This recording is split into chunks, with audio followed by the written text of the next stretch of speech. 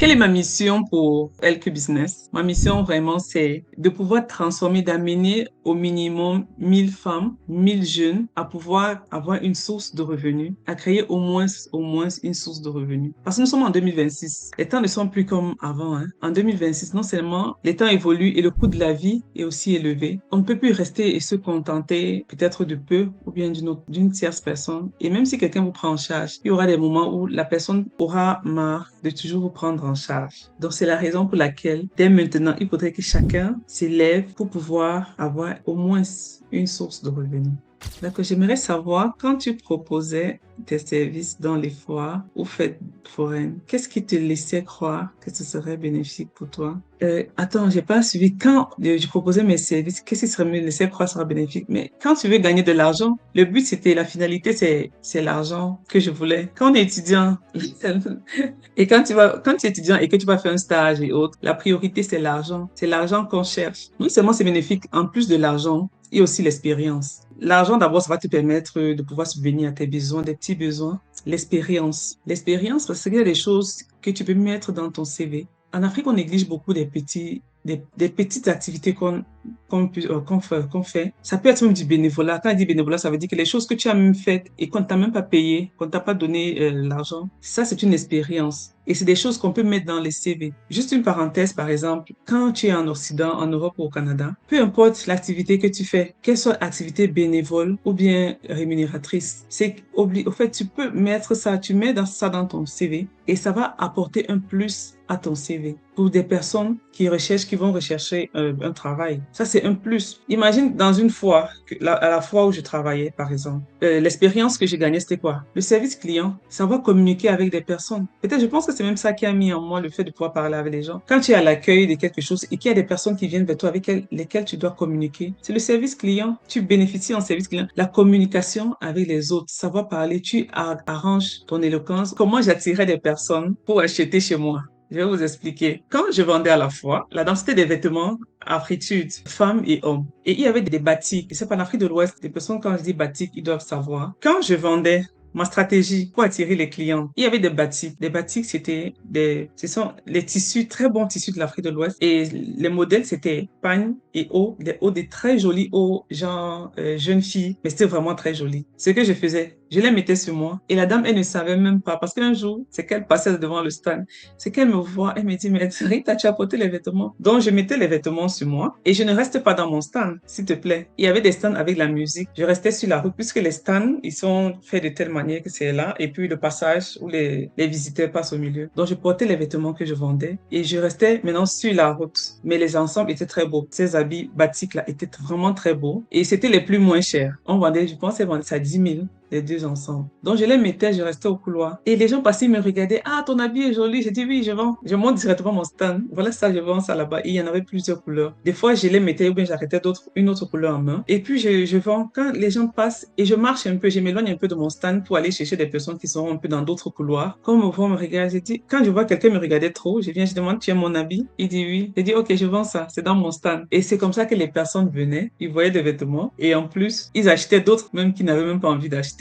C'est comme ça que j'attirais la clientèle en mettant directement les vêtements. C'est un peu quand on vend quelque chose, tu dois d'abord présenter. Parce que si tu vends et que tu ne présentes pas ce que tu vends, personne ne saura, peu importe ce que tu vends. Il faut d'abord toi-même consommer. Même si tu fais des formations, moi je fais des formations. Comment créer son business? Moi j'ai un business. J'ai ma marque de chaussures et grande pointue pour femmes. Bientôt, je vais vous faire la promotion. En fait, je vais vous montrer encore. Moi, je parle de business, mais je fais du business. Je peux pas venir parler de quelque chose que je ne connais pas. Donc, c'est un peu comme ça le marketing. Donc, c'était ma stratégie. Je mettais des vêtements sur moi et puis, je montrais aux gens. Ils voyaient comment c'était beau sur moi. Et du coup, la personne se visualise. Si c'est une dame, elle va se visualiser si vous avez la même corpulence. Elle dit, mais si c'est beau sur elle, ça veut dire que c'est beau, ce sera beau sur moi. Parce qu'elle a déjà visualisé. Quand elle t'a vu avec ça, elle a visualisé. Pareil pour tout ce qu'on fait. Si tu vends quelque chose, consomme ce produit et ensuite, des personnes verront les résultats. Surtout, on va demander, mais comment tu as fait? Tu te dis, ok, bon, je peux te proposer ça. Il y a une autre question.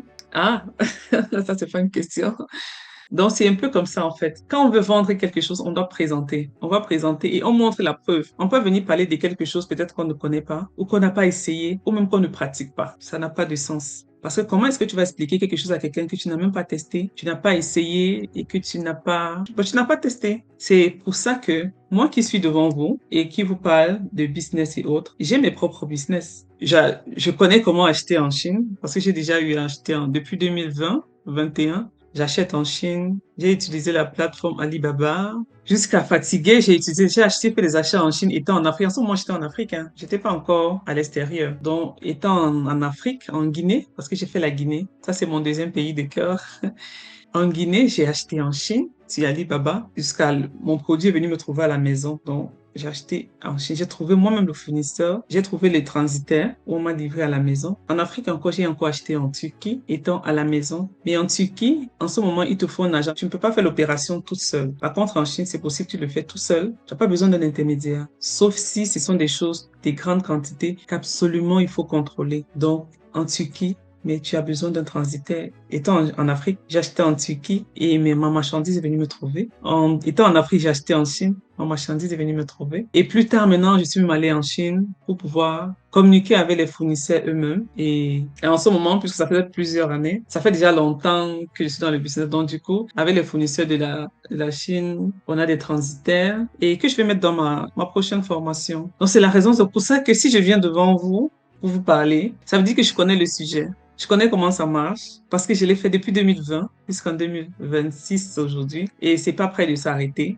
Entreprendre quelque chose, ce n'est vraiment pas facile parce qu'il y en a des difficultés, les amis, vous ne pouvez pas imaginer. C'est Dieu qui nous donne la force de lancer. Et c'est pourquoi moi, je conseille toujours à mes gens que si tu veux être entrepreneur, donc si tu n'es pas prêt mentalement, ne te lance pas, s'il te plaît. Le salariat, c'est mieux. Si tu n'es pas prêt mentalement, parce qu'il y a des périodes où tu peux lancer et puis tu perds tout. Mais ça ne veut pas dire que c'est fini pour toi. Ce sont des étapes. Mais quand tu perds, il faut te relever. Mais si tu es un peureux ou un pleurnichard, comme on dit, tu n'as pas le mindset, tu n'as pas la force, la capacité de résister, pardon. Faut pas te lancer dans l'entrepreneuriat. C'est pas pour toi. Ça ne peut pas t'aller. Parce que tu vas pleurer, en fait. Tu n'auras que des yeux pour pleurer. Je vais vous parler peut-être un peu des difficultés que j'ai eues durant mon parcours. Vous savez, quand vous faites le commerce, parce qu'au début, j'ai commencé à vendre des vêtements. J'ai vendu des vêtements et après, je suis partie, j'ai créé ma marque de chaussures. Au début, quand je vendais des vêtements, une période de fête de fin d'année, j'ai acheté la collection des vêtements. Rien n'est sorti. Et qu'avant ça, les choses sortaient comme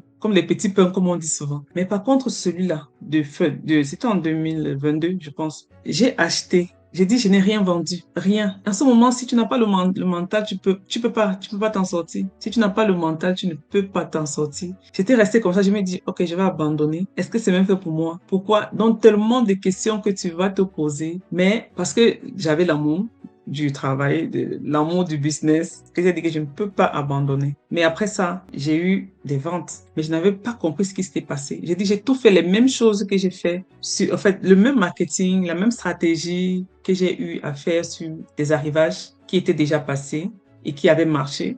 Mais j'ai fait ça pour l'autre, là, ça n'a rien fait. J'ai fait tout ceci, j'ai fait, mais rien du tout. Et du coup, je suis restée, j'ai dit, waouh, ça c'est vraiment compliqué. Donc ça fait partie des difficultés qu'on rencontre, mais personne ne va vous dire. Vous pensez qu'un entrepreneur ou bien un vendeur va venir vous dire, j'ai pas vendu? Ou alors, par exemple, ceux qui achètent et toute la marchandise se gâte en cours de route. On fait comment? On n'abandonne pas, mais on persévère. Si tu n'as pas le mindset, tu peux pas résister dans l'entrepreneuriat. C'est pourquoi toujours pour vous lancer, sachez que, comme je me lance, je peux perdre. Parce qu'on ne gagne pas toujours. Hein. La même chose, par exemple, si tu achètes à l'extérieur de ton pays, ça peut arriver que la marchandise se gâte en cours de route. Ou même des fois, il y a des gens ici qu'on a vu, on va dire le bateau a coulé, ta marchandise n'est pas arrivée. Tu fais comment? Vous voyez un peu. Il y a des difficultés comme ça. Une autre difficulté, il y avait une période où j'avais pris une boutique. C'était en saison des pluies. Et je venais de déménager dans la boutique. Je suis bien entrée. Le monsieur avait tout rassuré. Comment non, c'est bien. La boutique n'a pas de soucis.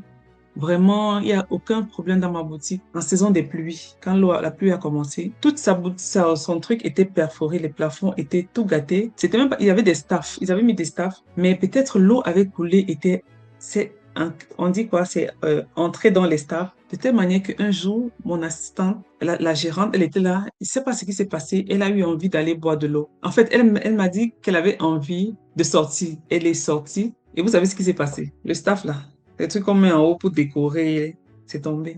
Imaginez si l'enfant d'autrui était dans la boutique et quand c'est tombé comme ça, on a vu comment tout le plafond était pourri et le monsieur, il n'a rien fait. Quand je dis rien, le propriétaire, hein, on s'est plaint, et qu'avant ça, on se plaignait, il y avait les fissures d'eau qui coulaient, on expliquait toujours, il disait non, il n'y a pas de souci, on va arranger. Une fois même l'eau est entrée dans la boutique, ça m'a mouillé tous les cartons de chaussures, c'est entré dans mon magasin, ça a mouillé tous les cartons de chaussures. Si vous regardez bien, si vous allez sur la page modèle et vous regardez dans les anciennes publications, vous pourrez voir ça parce qu'une fois, j'avais même posté comment ma boutique était toute inondée et en sortant de là, je comprenais pas. Vous voyez un peu, ça ce sont des difficultés comme ça. Tu as des chaussures, les cartons de chaussures, l'eau vient entrer, ça mouille. Et en plus des chaussures en cuir. Vous savez que l'eau et le cuir, c'est pas trop des amis. Donc, il fallait faire des stratégies pour pouvoir garder les chaussures. Ça, c'était vraiment très.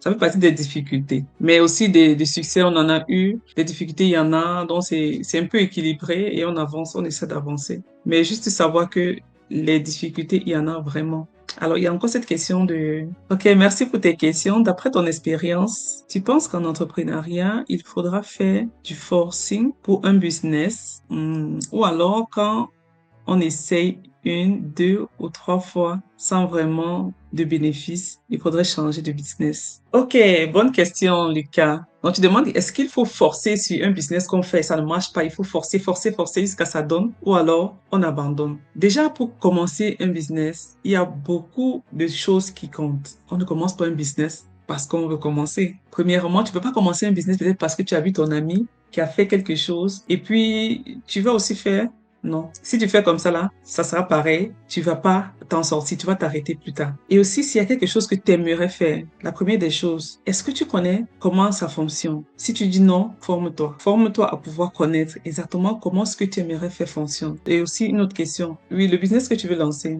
est-ce que quand tu regardes ton entourage ou bien quand tu regardes, des personnes en ont besoin, est-ce que ça peut résoudre le problème de quelqu'un? Si tu dis oui, fais, même si tu ne connais pas, forme-toi et tu fais. Parce que c'est pas tous les business qu'on dit, c'est pas par amour qu'on lance un business, non. C'est parce que la demande est là. Donc, tu vas regarder ce que tu veux lancer. Est-ce que les personnes en ont besoin ou alors est-ce que ça résout un problème? Si tu dis oui, ben tu te lances, tout simplement. Maintenant, si tu dis non, tu cherches. Jusqu'à ce que tu vas trouver quelque chose qui va résoudre le problème de quelqu'un. Quelque chose, le manque. Ou bien alors, ça peut être quelque chose qui manque, qu'on n'a pas. Autour de toi, tu dis, mais on a du mal à trouver ça. C'est vraiment difficile à trouver ça, hein. Tu peux te lancer dans ça. Parce que c'est quelque chose que les gens ont besoin et ils ont des difficultés à trouver. Ça peut être autour de toi. Tu peux te lancer dans ça. Ça peut être quelque chose que quelqu'un fait et qui ne fait pas bien et que les gens en ont besoin. Tu peux te lancer dans ça. En améliorant, en faisant mieux que la personne qui fait déjà quelque chose que tu peux refaire qui existait déjà. Ça peut aussi être même une nouvelle création et que tu vois que vraiment ça peut aider. La première question que tu vas te poser d'abord, c'est est-ce que les gens en ont besoin? Est-ce que les gens recherchent ça? Est-ce que ça peut résoudre un problème? Donc, si tu dis oui, tu vas te lancer. Si tu as posé toutes ces questions que je venais d'énumérer et que tu as dit oui, et que tu lances le business, ça ne marche pas, ça veut dire que ta stratégie n'est pas bonne. Cherche une autre stratégie pour lancer le même business. Ça peut être que peut-être tu n'as pas toutes les connaissances, tu n'as pas toute la formation. Tu prends des connaissances pour comprendre le business parce qu'on ne lance pas quelque chose qu'on ne connaît pas. Tu fais pour comprendre et là maintenant tu te lances. Je prends mon cas par exemple. Moi, j'ai fait une formation pour lancer un business. C'est pendant la formation que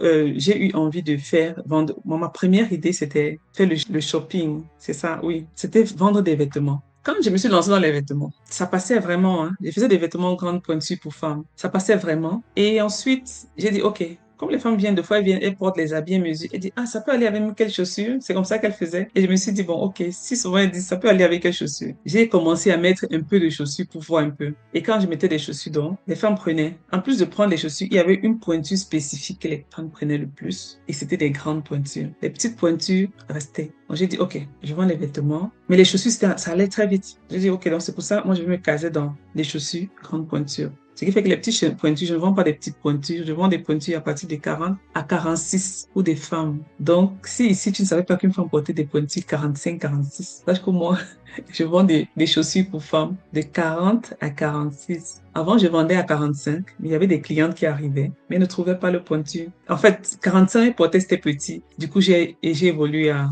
46. Tu vois, en fait, il y a un processus, et après, tu te retrouves. Il y a un processus, et après, pour finir, tu captes vraiment exactement ce que tu dois faire. Donc, c'est un peu ça. On teste. Des fois aussi, il y a des personnes qui vont venir tester plusieurs choses. Et maintenant, dans tous ces tests-là, tu vois ce qui marche. mais tu te lances dedans. Donc, c'est ça. Donc, c'est pourquoi, avant de faire un truc, regarde d'abord, pose-toi toutes ces différentes questions. Si c'est oui, fais. Mais si ça ne marche pas, tu peux reprendre. Parce que le business, c'est ça. C'est pas succès direct, non. La ligne n'est pas droite, hein. La ligne n'est pas droite quand on lance son business. C'est pas succès direct. Non, non, c'est comme ça. C'est des embûches, des embûches, des embûches, des embûches, des embûches. Et jusqu'à ce que quand tu trouves, ou bien quand tu arrives, non, c'est parti. Et des fois aussi, les débuts, on va se planter. Parce que quand tu commences quelque chose, tu n'es pas le savant. On commence toujours un peu, on va faire des erreurs parce qu'on ne connaît pas. Et c'est en faisant des erreurs qu'on avance. On va se dire, mais j'ai fait des erreurs. Ça veut dire, je trouve une solution. Et ainsi de suite. Demain, je vais plus faire la même erreur. Donc, c'est ça. De mon expérience, tout le monde peut faire tout, hein. Si tu es déterminé. Bonjour Adèle. Bonjour, j'espère que vous allez bien. J'ai une question. Comment véritablement arriver à monétiser ses compétences quand on débute et qu'on n'a pas vraiment d'expérience? Bonne question, très bonne question. Merci Abdel. Pour monétiser ses compétences, comment véritablement arriver à monétiser ses compétences quand on débute et qu'on n'a pas vraiment d'expérience? L'expérience là, c'est laquelle, si je veux comprendre bien? La première des choses pour monétiser tes compétences, il faudrait au préalable que ce dont tu veux monétiser, que tu saches bien le faire. Maintenant, à la fin de ta question, quand tu dis qu'on n'a pas vraiment d'expérience, c'est l'expérience à pouvoir monétiser ses compétences. Si tu as déjà les compétences, parce que premièrement, il faudrait que tu aies une compétence et que tu saches, pas à 100%, même à 50%, c'est bon. Il faudrait avoir une compétence. Il faudrait d'abord que tu saches faire quelque chose et que tu saches bien le faire. Si vous vendez, peu importe ce que vous vendez, les amis, on va acheter. Peu importe, c'est juste une bonne stratégie. Les gens seront prêts à acheter n'importe quoi que vous allez vendre. Ta compétence, il faudrait que tu saches faire quelque chose. Si tu connais faire, par exemple, tout le temps tu es sur TikTok, tu sais comment on fait les vidéos qui changent sur TikTok. Tu vois toutes ces vidéos qui changent là. Si tu sais faire ça, très bien, tu peux vendre. Maintenant, comment vendre? Puisque c'est quelque chose qui est TikTok en ligne, il faudrait automatiquement que tu sois en ligne. Tu vas créer une présence en ligne où tu peux montrer, et même sur TikTok, tu peux aller même sur TikTok, tu commences à faire des petites astuces comme on voit là sur TikTok. Parce que moi, quand j'ai besoin de faire quelque chose et que je ne sais pas, je tape sur TikTok, comment on fait ça? Et ça va dire, il y aura quelqu'un qui va m'expliquer qu'on fait ça comme ça. Donc, si tu apprends, tu montres aux gens comment on fait ça. Et là, les gens vont venir à toi pour savoir. Tu vas créer une formation. Quand on dit créer une formation, c'est pas une formation stratégique comme on voit souvent les grands blogueurs faire des formations extra. Non, non, non, non. Chaque temps, quand tu vas poster tes astuces là, et après un jour, tu vas dire, si tu vas apprendre à faire ça, est-ce que tu aimes, dans une vidéo, peut-être tu peux dire, est-ce que tu aimes faire ce genre de montage? Est-ce que tu aimes faire ces genres de captures? Je sais pas trop. Est-ce que aimes faire ça? Si tu vas apprendre, écris-moi en inbox, je vais te montrer comment on fait. Ou bien, tu crées un groupe WhatsApp, tu dis, voilà le lien. Si tu vas apprendre comment faire, voilà le lien, clique là-bas. Les gens vont entrer dans ton groupe WhatsApp. Et c'est comme ça que tu vas dire, OK, si vous voulez apprendre ça, ça coûte 10 000, ça coûte 20 000, ça coûte 100 000, ça coûte 1 million, je ne sais pas trop le prix. Parce que déjà, si une personne a vu ton contenu, il est intéressé. S'il est venu, il t'a écrit, ça veut dire qu'il est encore plus intéressé. Si tu as mis un lien, il a cliqué, entré dans le lien là, ça veut dire qu'il est intéressé. Donc, c'est pour te dire que si tu dis que je vends ça à tel montant, il va acheter. Parce que tu ne l'as pas forcé à venir cliquer, cliquer, cliquer. C'est parce qu'il a un besoin. C'est pour ça qu'il te suit. Tout ce que tu dis, il va te suivre jusqu'à un peu, on peut appeler ça un peu comme un tunnel de vente. Donc, c'est comme ça. Peu importe ce que tu sais faire, que tu saches parler, apprendre à parler les gens en ta langue maternelle, hein. Et les gens qui aimeraient, c'est pas seulement l'anglais, le français ou bien l'espagnol, c'est pas non. Même ta propre langue maternelle, que tu vas dire, il y a des personnes qui savent pas parler. Tu commences à faire des vidéos de ça. Tu fais des petites choses, on fait comme ça. Si vous voulez apprendre à parler votre langue maternelle, la langue que vous êtes en train de montrer tous les jours, venez dans mon groupe WhatsApp et on va faire des petits cours. Je vais vous montrer. Et tellement, il y a tellement d'outils gratuit. Parce que le Zoom, tu as Zoom gratuit. Si tu es sur YouTube, ça veut dire que tu as un compte Google. Et si tu as un compte Google, ça veut dire que tu as Teams. Dans toutes les applications de Google, là, tu as Teams. Teams, c'est gratuit. Même si c'est gratuit pour 1 heure, c'est quand même gratuit. Donc, c'est comme ça que tu vas monétiser ta connaissance. Donc, si tu veux monétiser quelque chose, il faudrait d'abord que tu saches bien faire ce que tu aimerais faire, ce que tu aimerais commercialiser. Sois sûr que ce soit même les Canva. Vous savez aussi, Canva, c'est quelque chose, les amis. Apprenez à faire ça. Et l'application, là, c'est apprenez à travailler sur Canva. Parce que Canva fait gagner de l'argent à plusieurs personnes. Et si vous ne connaissez même pas, si vous voulez vendre une compétence et que si vous doutez encore de votre capacité à cette compétence-là, allez en ligne, allez sur YouTube, tapez là-bas, faites sur TikTok, tapez votre formation là-bas, le nom de ce que vous aimeriez savoir. Vous allez voir des personnes qui expliquent et vous pratiquer juste, il y a tellement des astuces, tout sur TikTok. Il y a tellement, même sur Facebook, il y a tellement d'astuces. Vous apprenez à faire et vous faites une présence en ligne. Parce que si on ne vous connaît pas, on ne va pas acheter. Donc, ne faites pas, n'allez pas vous former et vous restez chez vous sans avoir une présence en ligne. Personne ne va acheter, ça c'est clair, parce que personne ne vous connaît, personne ne vous a vu. On n'a pas vu votre travail et tout. Donc, c'est ça. Premièrement, ce que tu veux, ta compétence là.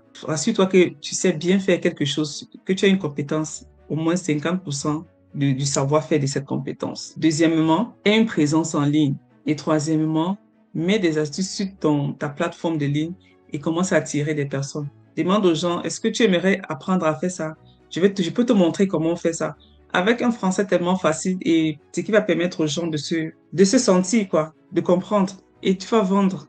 Il y a tellement de plateformes pour regrouper des gens, pour expliquer. Zoom, c'est gratuit. Chaque 40 minutes, ça se coupe, mais tu reprends. Google Teams, donc c'est pareil. Alors, OK, Marlise demande, Rita, comment éviter de choisir un business juste parce que les autres le font et trouver plutôt celui qui correspond à nos compétences et à notre tempérament? Ah, merci. Bonne question, Marlise. Et même pour répondre pour la dernière, comment trouver le business à mon tempérament? Vous pouvez aller dans le chat et oui, allez dans le chat, vous allez voir un lien. Cliquez sur ce lien-là, il y a un manuel gratuit. Ça montre le business qui correspond à ta personnalité. Ça te montre quel secteur d'activité tu peux faire en fonction de ta personne, en fonction de ton tempérament, si on peut dire ainsi. Alors, Marlise, tu te demandes comment éviter de choisir un business juste parce que les autres le font. Ah oui, juste, il ne faudrait pas envier, parce que généralement, ça vient de ça, de l'envie. Si tu as un ami, tu as un proche qui fait quelque chose qui marche bien, tu aimerais faire la même chose parce que tu es envieux. En fait, tu aimerais avoir aussi les mêmes bénéfices. D'une part, moi, je trouve l'envie, c'est bien, comme ce n'est pas bien. L'envie, c'est bien si ça t'amène toi-même à te mettre en question et ça te permet de te mettre en question et de te lancer. Mais aussi, l'envie n'est pas bien quand de ça naisse de la jalousie. C'est ça. S'il y a des amis qui font quelque chose, si tu veux comment éviter de choisir un business juste parce que les autres le font? Mais c'est simple. Est-ce que le business que ta personne fait et que ça marche là, est-ce que toi-même, c'est quelque chose que si tu fais et que demain ça ne marche pas, est-ce que tu peux continuer? Ça, c'est un peu comme, est-ce que le business là, ça te dit, est-ce que tu aimes ce business? Ou alors, parce que des fois, avant de faire quelque chose, faites quelque chose de telle manière que si ça échoue, vous auriez encore la force de vous relancer. Plusieurs personnes abandonnent les business parce que même au départ, c'était pas quelque chose en fait, ils n'ont pas fait ça genre, ça vient vraiment du fond du cœur ou bien ça vient d'une observation. Si tu l'as fait parce que l'autre a fait, quand ce sera dit, tu vas abandonner parce que c'est pas quelque chose que toi-même, ton corps ou ton cœur veut. C'est que toi-même, tu vas abandonner. Vous voyez un peu. Aimer, ça veut dire quoi? Tu te poses la question en demandant, est-ce que si demain, le business échoue, ou bien s'il y a une étape où ça rate, est-ce que j'aurais encore envie? Je serais toujours contente de continuer. Si c'est oui, bon, tu peux te former aussi et avancer, mais généralement, les business qu'on fait parce qu'on a vu l'autre faire n'aboutissent à rien. Parce que généralement, on le fait plus parce que l'autre a fait. Moi, j'ai dit toujours, si tu veux lancer un business, laisse tout ce qui se passe à côté. Il y a même des gens qui font quelque chose, ça ne marche pas. Et quand tu veux lancer, les amis vont venir te dire non, tel fait, ça ne marche pas. Ne fais même pas le truc là, ça va pas marcher. Mais si toi, tu as vu le potentiel du business et que tu as analysé, et que tu vois que si tu fais et qu'il y a les choses que l'autre fait, ça ne marche pas, mais si toi tu fais, ça va marcher, lance-toi. Donc, on peut dire que il y a des gens qui peuvent faire un business, ça marche, tu fais, ça ne marche pas. Il y a des gens qui peuvent faire un business, ça ne marche pas, mais toi tu fais, ça marche. Donc, tout dépend et aussi de ton intérieur. D'abord, ça vient de ton intérieur. Si au fond de toi, tu n'es pas convaincu de ton business, ça va pas marcher. Parce que si tu n'es pas convaincu, c'est pas l'autre qui va venir te convaincre. Non. Si toi-même, tu n'es pas convaincu de ton business, ça va pas marcher. Pas du tout. Pour trouver le business qui correspond à ton tempérament ou à tes compétences. Bon, généralement, tempérament, ça peut se travailler. Ce que je vais te dire, c'est trouve plutôt un business qui résout un problème.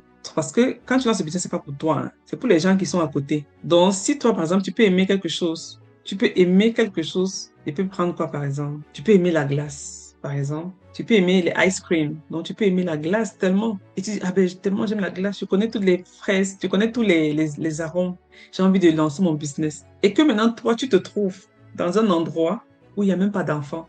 Peut-être il n'y a que les aînés. Quand je dis les aînés, ce sont des personnes âgées qui sont autour de toi dans ton quartier. Il n'y a que des aînés. Mais tu aimes tellement la glace et que tu aimerais lancer ce business-là. Toi, même si tu penses que si tu lances le business dans le quartier, là, ça va marcher. Ça va pas marcher. Parce que ta clientèle, les aînés là, ils n'aiment pas la glace. Ce sont des gens qui sont en train de protéger, ils fuient le sucre, ils fuient des trucs comme ça. Ce sont des business. La glace, ce sont des enfants. Et tu te trouves dans un contexte d'adulte. Et tu aimes la glace. tu peux pas le lancer. Donc, c'est pour ça que j'ai dit toujours, avant de lancer quelque chose, est-ce qu'autour de toi, ça peut résoudre un problème? Est-ce que les gens recherchent ça? Si oui, tu te lances. Si tu ne... Et même si les gens recherchent et que tu ne connais même pas comment ça marche, forme-toi. Si tu vends quelque chose au marché et que personne n'a envie de ça, on va pas acheter. Par contre, si tu vends quelque chose et que tout le monde a envie, on va acheter. Tout ça, c'est la demande, l'offre et la demande, l'offre et la demande. Il faut toujours voir la demande. Si elle est élevée, tu te lances dans ton business. La prochaine question de Lucas qui dit, qu'est-ce que tu proposerais comme business à quelqu'un vivant en Afrique ayant un budget limité entre 500 000 et 1 million? Ouh, il y en a tellement de choses à proposer, mais on ne peut pas proposer un business à quelqu'un qui a tel montant. Comme je dis, le business, ça va avec la personne, ça va avec l'environnement. Donc, il y a tout ça qui prend en compte. Il y a le capital, oui. Il y a ton environnement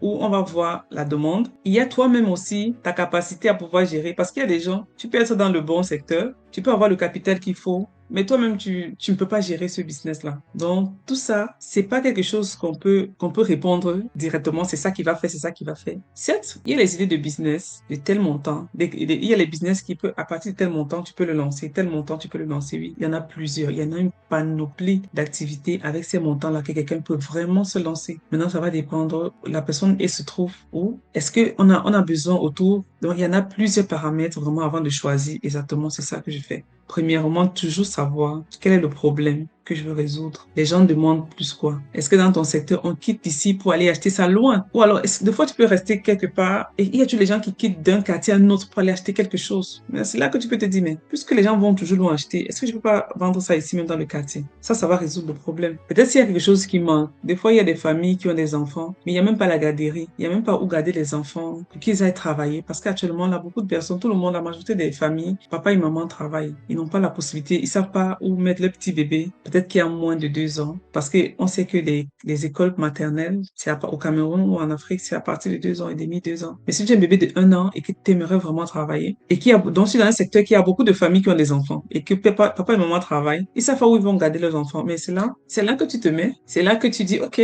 ça maintenant, il faut que j'ouvre une garderie. Je vais garder les enfants des gens. J'ouvre une garderie bien faite, simple, et puis je m'en vais m'enregistrer. Et ça, dans le secteur, ça va passer parce qu'il y a les personnes qui en ont besoin. Et quand ça commence comme ça, au fur et à mesure, les informations vont aller, beaucoup de personnes viendront d'ailleurs même aussi. Le tout, c'est de connaître la demande, connaître quel problème tu veux résoudre. Qu'est-ce qui dérange dans le secteur, dans la ville, dans le pays? Qu'est-ce qui manque? Et maintenant, connaître les stratégies pour pouvoir vendre. Et comme j'ai dit toujours, tout ce que tu vends, hein, il y a les acheteurs de ça quelque part. En fait, si on n'achète pas ton produit, ça veut dire que tu n'as pas encore trouvé tes clients. Les gens à qui tu présentes, c'est pas tes clients là-bas. Il faut bien trouver tes clients. Et tes clients, ils sont là. Change d'endroit ou bien change de stratégie, mais tes clients sont là. Les clients de tous sont là. Même si tu vends quoi, les gens vont acheter. Mais maintenant, il faut trouver les bons clients. Quelqu'un qui vient en Afrique avec ce budget-là, la personne peut bien lancer quelque chose. Bien même. Avec 500 000 en Afrique, 1 million, tu peux lancer quelque chose. Tu peux bien lancer quelque chose et surtout si toi-même tu es déterminé. OK. Il y a une question sur YouTube qui dit, OK, oui, merci pour l'éclaircissement. Il faut d'abord maîtriser son sujet et se créer une audience. Alors, oui, tu maîtrises ton sujet. Tu peux maîtriser ton sujet, tu n'as pas besoin de créer une audience. Tu peux maîtriser ton sujet et du coup, le moment que tu viens faire demander, tu proposes des petites astuces et tu demandes qui veut apprendre à faire ça, qui veut faire ça, je peux te montrer. Les gens vont venir, vont suivre. Ça s'appelle le lien WhatsApp. Généralement, les liens WhatsApp, c'est bien pour capturer parce que les liens groupe WhatsApp, c'est bien parce que ce sont des personnes que tu gardes et quand ils vont prendre la formation ou acheter ton truc, le groupe va rester. Et plus tard, quand tu auras une autre position, il y aura une autre vente, tu viens juste mettre dans le groupe, dis voilà encore une autre formation que j'ai les amis. Et puis ils vont prendre parce qu'ils ont déjà eu à prendre une chose. C'est pour ça qu'on dit que les personnes qui achètent chez vous une fois, ils sont des potentiels acheteurs la prochaine fois.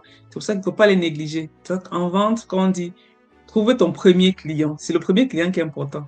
Quand tu vends déjà à une personne, et que tu as fait quelque chose, ça a pris une personne, refais la même chose 10 fois pour que ça prenne 10 personnes, 100 fois pour que ça prenne 100 personnes. Et tu gardes, tu fidélises les acheteurs là. Tu les prends comme les œufs parce que ce sont des gens qui vont, eux là, ils sont encore à 60, 80% d'acheter encore chez toi. Ils ont encore plus de chances d'acheter chez toi que des nouvelles personnes qui ne te connaissent pas. Donc c'est ça un peu.